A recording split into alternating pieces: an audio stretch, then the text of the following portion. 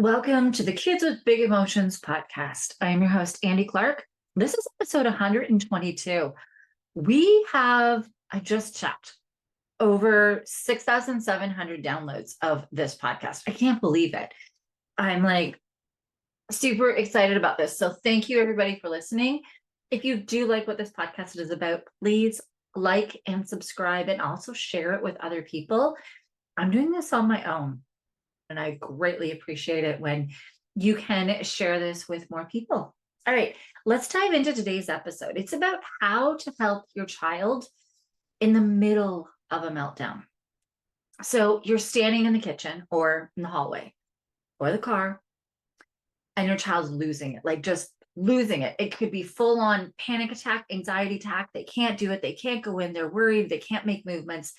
It could also be where they're like, anger, yelling, hitting, screaming, the panic, the refusal, and your brain races. You're like, what do I do now? What tools do I use? I've been taught about breathing. I've been taught about, go into your happy place. I've been taught about this and that, and it's just everything. And then sometimes too, we either freeze when this is happening, we might over explain, or we say something that we regret. This happens to all of us. If so, then this episode is definitely for you. This episode is not about the post-meltdown reflection. So it's about the actual moment, like in the heat of the moment, in the peak of that curve, when they are melting down, when your child's nervous system is in full threat mode and the words just can't land, okay? We're going to talk about why, logic, strategies, all these tools people say to bring out, and all this reasoning, it just doesn't work right then and there in that moment, okay? What your child really needs instead is what we are going to dive into. You're not going to walk away with a checklist. 100%, there's no checklist in this of what to do in this moment. You're going to walk away with a different perspective of what the presence, what it should look like in the moment of those big explosions, and how to meet your child's body before their brain is ready, okay? And why calming through is actually the most powerful thing that you can do to help them calm down. So this is one of the steps in CARES where we are helping them in the middle of the moment. Okay, if you haven't listened to the other steps of CARES, my CARES framework, then I highly recommend you go back in the episode, because all of those pieces actually start coming together with this one here today. And if you want tools that you can like practice now, that you can start reading and learning the lessons of how to do all of this, really supporting these intense moments, that's exactly what I do cover when I'm working one-on-one with clients and coaching them. When you finally stop trying to quote unquote fix the moment and you start showing up for it differently, then everything begins to shift with your child. Let's take a look at what this actually means. So you want to help. They're in this meltdown. You want to help them. You want to say the right thing. But when they're melting down, their brain, it's not open to words. It's not open to tools. It's not open to logic. We call this like their caveman brain, their monkey brain. It cannot think. It cannot problem solve. They are completely reacting based on what their nervous system is telling them. They're in a threat. They are not coming from a place of logic or where they can take any information into their brain in that moment. So if we think of it like this curve, they're in the top of the curve. That heightened stress system is that very top of that curve. And their nervous system is fully activated. Like they're not misbehaving, they're actually drowning. Whether they're a shark, this clownfish, or the shark that they're like on the prowl, ready to attack, think that they're in a threat, ready to hit, attack, scream, yell, or they're in that clownfish where they're worrying and panicking about everything, fearful of going to do something new that isn't even new. Maybe it's something that they even know they like to do. worrying about everything, or the turtle, it's completely shut down. Your child is in that stress animal state. And if their shark meets your shark, or your clownfish tries to fix their clownfish or their shark, what happens is things escalate more. They escalate instead of calm. So understanding who shows up in the moment in you, your stress animal and theirs, is the first clue to knowing what not to do. That's the first thing. When you're in these moments and you're doing something that's escalating that child, know that that's not what they need right now. So that's actually good information for you to know what not to do in the future. If you want to know more about the stress animals, that is episode 110. So you can go back to that one and listen to it. Now, when I was interviewing Amanda Preston, she gave a great analogy about this curve of your stress. So think of this huge meltdown like that curve. And you've got the very top at the peak. Your child's brain is in full fight, flight, freeze, fawn mode. They're in full shark, clownfish, or turtle, like full on. And eventually they start coming down this curve. So think of this, the curve is like this hill or this line came up, and then it comes back down. Well, when it comes back down, it actually goes below their baseline. And they might look calmer. They might even be breathing or trying to do some of the tools that they have learned to do in those moments. And we think, oh, yay. They've come out of it. Now I can talk with them. Now I can reason with them. Now I can help them out. But this isn't a safe moment yet for them for learning. Okay. They're still in recovery. And if you talk or teach now, it's just going to spike them back up. It's going to spike that back up above baseline and high up, and you're going to get that big freak out again. Okay. So think of trying to talk to them during or after, right after a meltdown, like a computer has crashed and you're resetting it, right? You can still see things moving on the screen when it's booting back up. You can see, you're like, oh, we're almost there. You might even see your home screen and everything. You're starting to push buttons and things are still slow because things are still happening in the background. So when you're rebooting that screen and it's doing everything that needs to do, it may actually look okay, but everything is still a little bit slower until it's done what it needs to do, and then your speed picks up back again in your computer. That's the same thing with these kids having a meltdown. And if we start pushing too many buttons, opening too many windows, it just slows down even more on our computer, and we actually can't get anything done. It's the same with our kids. So think back to the last time that your child had a meltdown, anxiety, panic, anger, total shutdown where they just turtled in themselves.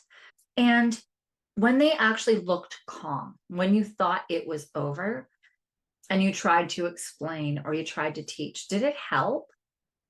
Or did it trigger another escalation? Did they get upset or did they start panicking more? What happened? I'd like you to start really starting to pay attention to that in the future. When your child's having a meltdown and when you step in and they escalate, think about, were they ready? Were they still under that baseline? So what does that look like? Like when it looks calm but isn't always ready. Your child might be silent. They might be trying to use tools like breathing. And we think, okay, they're ready now. But as we just said, what you're seeing is that bottom part of that curve, that fragile moment. They're still fragile. It's this fragile moment of stillness. It's not readiness. And we say, I'm putting myself in this category because I sometimes misread this still, even though I know this. We'll say things like, you're okay now. Next time, just use your words. Do you remember what we talked about? Do you remember the tools we talked about? Do you remember things that you can do right now to help yourself? These are all well-meaning, but they are too soon. What the kids hear when we're saying those things is, I'm not safe yet. And now you want me to think? So even like your softest words sometimes can feel like pressure to these kids. And if you're in your stress animal, like if you're in a clownfish like to fix things. Clownfish do not like when something hasn't been resolved or something hasn't been fixed yet. So you start offering solutions, trying to reconnect, but they're not back in their baseline yet. So that gets very overwhelming for that child. Like they're feeling the pressure when they're not ready to really even process what you're saying or how to solve it. They're not looking for solutions yet. In the moment or just after, the goal isn't to guide them, it's to stay beside them. So next time, ask yourself, do you need me to say something or just to be here? You can full on ask your kid. And sometimes they might say, no, I want you to talk right now. I want to listen. And sometimes they'll be like, nope, I can't handle it right now. And you'll be able to tell by their reaction when you ask them that question.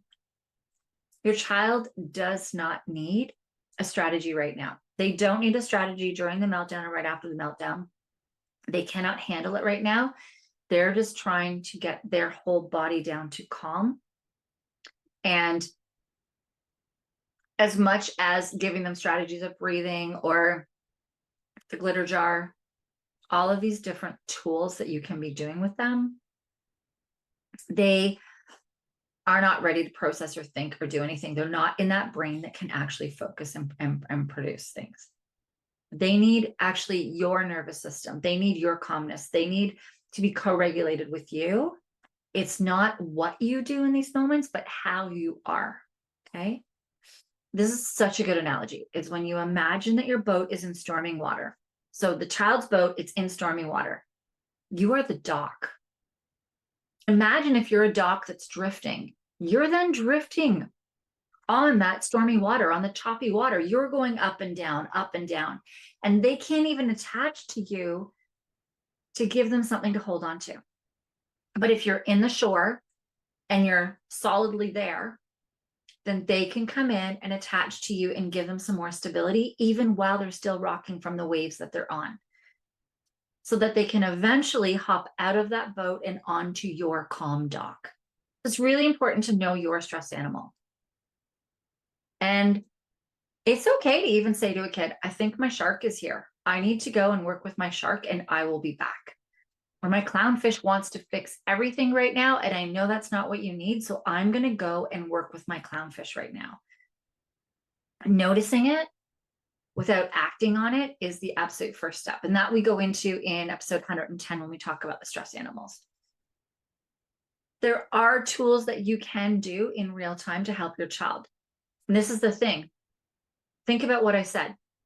There are tools that you can do to help your child. I'm not saying there are tools that you can get your child to do right now. That is a very different thing.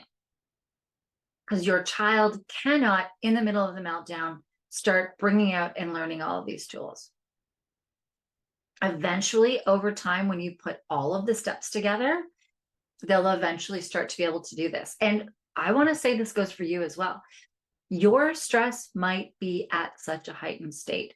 You may have had so much stress in your life. You may have had traumas. You may have had things happening so much. You might have had a really tough pregnancy, really tough delivery, really tough first couple of years with that child.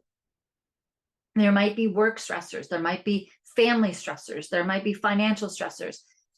And these all add up on you as well. As a parent as well, as a mom, I know especially, we feel we just need to push, push, push. I mean, I know, like sick, flat out in bed, but the kids still need you. We push through everything. And so when I'm asking you to do this, to be there calm, you might be like, Andy, I have no freaking clue how to do this. I don't know how to do this. Like, how is this even possible? Because I am constantly in shark or clownfish, or I'm constantly turtling because I am in a constant stress state. So how am I supposed to be able to help my child? And that is very valid. I know I've been there.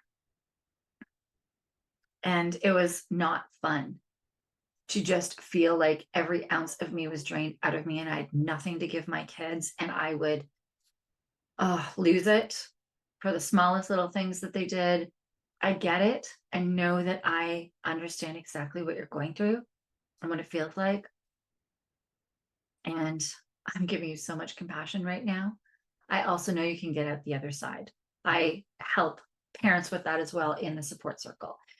It's not just for the kids, because you as a parent need to be able to help you get into that calm space as well, to help your child as well. So I can give you that support. I can do one-on-ones with you. We can hop in there.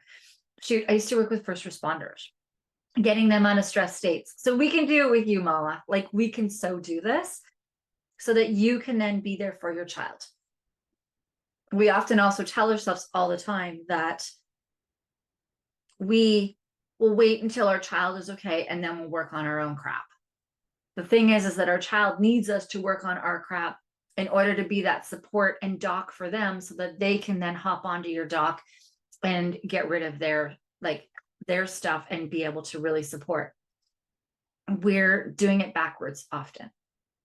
So I kind of just went off on a tangent there, but what I was talking about earlier was that when we can get into that state, when we, as the parent, can be there to support that child in the way that that child needs, without our clamfish kicking in, without our shark kicking in.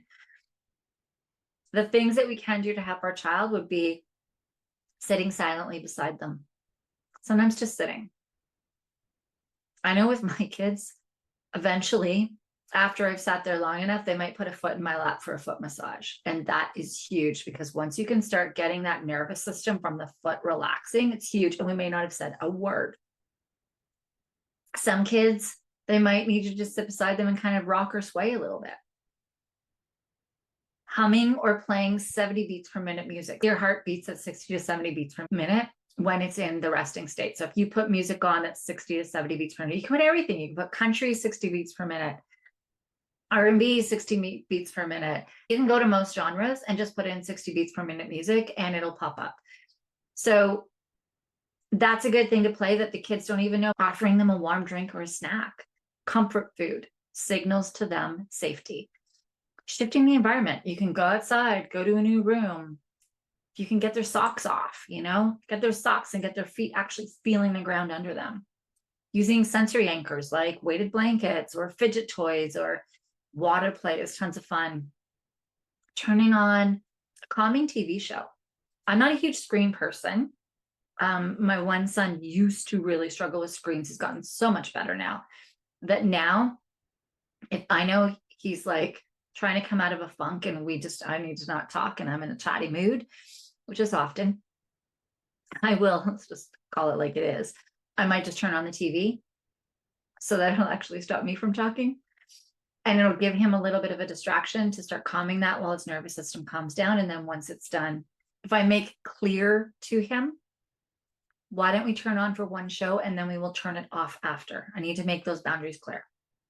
And I might just turn something on. I might stop and do breathing myself. And once I start breathing and regulating, then that helps regulate them. So you're not trying to calm them down. You're trying to create conditions for their body to calm through in that moment. Some things that you can start saying to yourself in the moment is, I don't need to fix this right now. My job is to be the calm that they can return to. My job is to be that dock that they can anchor on and step onto safely. You can also say, I'm here and that's enough. Some things that are really important to keep in mind is some kids may not want touch. My one son's love language is touch. And when he is upset, when he's angry, when his nervous system is totally firing, he does not want to be touched. Some kids as well won't respond to music or movement. They may need it. Everything's absolutely still and quiet is what they might need, which means for you, when they're in that moment, it could be turning off the music, turning off anything that has sound around. They might need absolute quiet. And I'm just reminding you right now too, that sometimes your presence alone is the tool that they need. This is hard.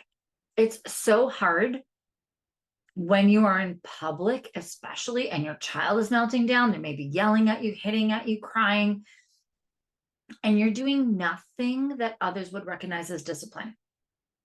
You might feel parents staring at you, the judgment. You might be judging yourself because this isn't how I was parented. I'm being too soft on this kid. I'm, letting them away with things. I'm going to let them, they're going to figure out this behavior is okay to do. The pressure to do something, quote unquote, normal or how it's always been done. I've been there. I've been on both sides. Before I had a child like this, I used to judge. I used to see kids melting down and I used to be like, why isn't that parent like making that kid behave well? And now when I see that, I look at a kid and I'm like, the parent is doing the best they can. I feel sorry for that parent and I know exactly what they're feeling. And I know how hard it is for them in that moment that sometimes I'll actually smile at that parent now and say, you're doing an amazing job. Or I'll say, you are an amazing parent. And that's it, and walk away. For them to see that they're not being judged, it's so hard. We sometimes are our own worst critics as well, especially when every eye is on you because your child is kicking up such a storm when you're out. It takes courage to parent this way. It takes practice and it takes time. Your child as well. So this is accumulative. In order to get your child to eventually calm quicker and easier in these moments, you have to go through what we have been doing earlier. So in these podcast episodes, I've been going through CARES. This is like the framework that I use. The steps in order to help your child is understanding that their behaviors is a stress response, not defiance. Learning yours and your child's stress animals and how to support both you and your child. Becoming that calm presence or that, that calm dock that they can anchor on and return to. Then it's knowing how to support them in the moment and what to start teaching outside of the moment. And once you can do those things, then you start getting to the root cause so that they're not always flipping into that threat mode. So there's a lot of pieces to this that have to happen. I gave you one piece today. Lots of the other episodes give you other pieces. But all of these pieces have to come together before their stress system can relax and outbursts can decrease. So it's not like this is going to happen quickly. It takes time and patience. And it's really, really important for you as a parent to notice the strides that they're making. You can be like, wow, they didn't slam that door as hard. They didn't stomp up the stairs as hard and slam the door when they got into their room. They yelled at me, but they didn't yell as meanly to me or as long at me now. Like, we need to start acknowledging these changes as the child is making them instead of only expecting like that end goal of them not having any more outbursts. It's not possible. I mean, us as parents, we have moments. I have moments where I like get mad at my kids, which is so funny because like they're so used to it and they're used to the tools now and everything that I did get upset with my child last week when he stopped my other son's egg sandwich. Sausage and egg sandwiches with a pillow, and it was a runny egg sandwich that went everywhere and I kind of lost it. And afterwards he went, Mom, I know you didn't mean what you said. You were just very stressed. And I was like, oh my God, like he so gets this. But this has been years and years and years of teaching the kids, of giving them the tools, of saying those things to them as well. This is not a quick thing to support your child with and help them get through in the moment, but I know you have it. Okay. Today we focused on that one piece, what to do in the moment, which is so not easy, but it gets easier as all the other steps fall into place.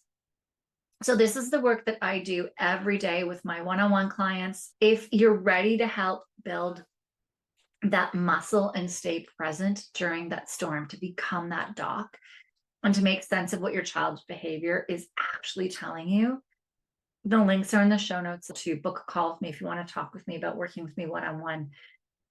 You are already doing the hardest part. You're showing up differently. You're listening to podcasts like this, and that matters more than you may know. Sending you the hugest hug. I know this isn't the easiest thing in the world to do, first-hand experience. And I just know you've got this. You're strong, you're amazing, you're capable, and you're not alone in this anymore. I will see you in the next episode. If you did like this episode, please like and subscribe it and share it with somebody else that you feel may benefit. I'd greatly appreciate it. The more that people can listen to this, the more that we can help other parents just like us.